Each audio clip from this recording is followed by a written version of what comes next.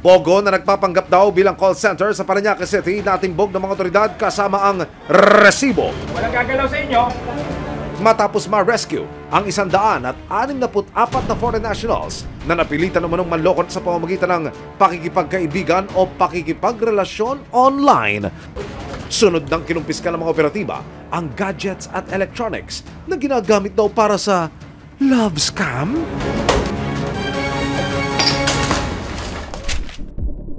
Effective today, all POGOs are banned.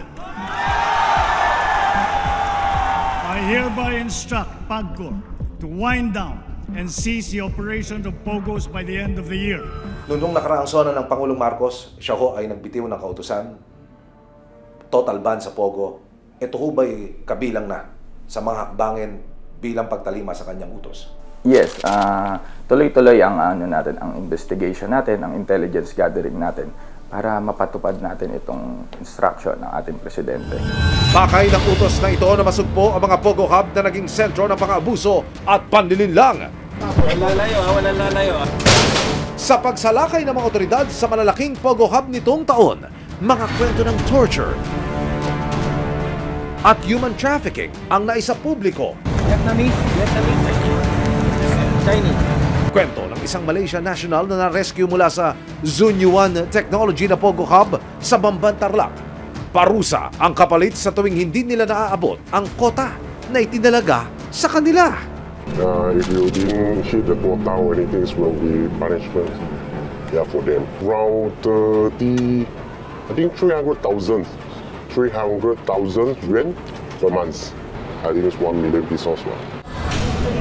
Sa isinagawang operasyon ng CIDG, SPD, FU sa Amonoy Pogo sa Parañaque, kasama ang resibo, na-rescue ang isang Pilipina na nagpakasakaling magtrabaho doon hindi bilang scammer kundi bilang translator ng kumpanya. Ma'am, pero alam mo na Pogo ito? Opo, aware po ako. Aware po ako, sir. Yung over ng salary po, medyo mataas. Kahit mga ilang buwan lang po, pwede na kami kasi magsimula kahit pa paano po.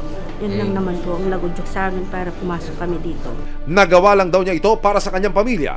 Babalik na lamang daw siya ngayon sa kanilang probinsya at doon magkakanap ng trabaho. Natatakot po siyempre po. Pero aware naman po kami talaga sa sinabi ng Pangulo. Yun lang yung kinakatakot namin. Kasi po, isa akong single mom, hindi ko po alam kung paano kami ngayon. Ayon sa CIDG, hindi man nila nahuli ang pinaka-mastermind sa likod ng Pogo sa Parañaque. Sinisiguro nilang patuloy pa rin ang kanilang paghahanap at investigasyon tungkol dito. May naaresto tayo na isang administrator doon sa floor ng building. Yung mga subject talaga natin ay wala doon. Itong isang nahuli natin, nakasuhan na rin natin siya. Yung ibang mga wala doon ng mga boss dito. Tuloy-tuloy pa rin ang investigation. Ano pong kasong kakaharapin ito?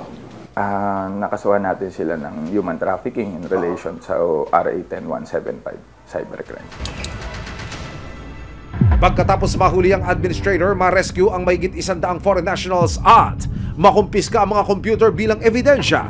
Dinala ang suspect sa Southern Police District Field Unit sa Taguig para pansamantalang i-detain habang i-turn over naman ang mga dayuhan sa Bureau of Immigration para sa document verification. Habang ipinatutupad ng mga alagad ng batas ang pagpapasara sa mga Pogo, August 21, kinumpirma ng pamahalaan na nakalabas na ng bansa ang dismissed mayor ng Bamban, Tarlac na si Alice Guo o Guo Ping na inihilalang may malaking papel sa pag-usbong ng Pogo sa kanyang lugar. Who allowed this travesty to happen? Para tayong ginisa sa sarili nating mantika.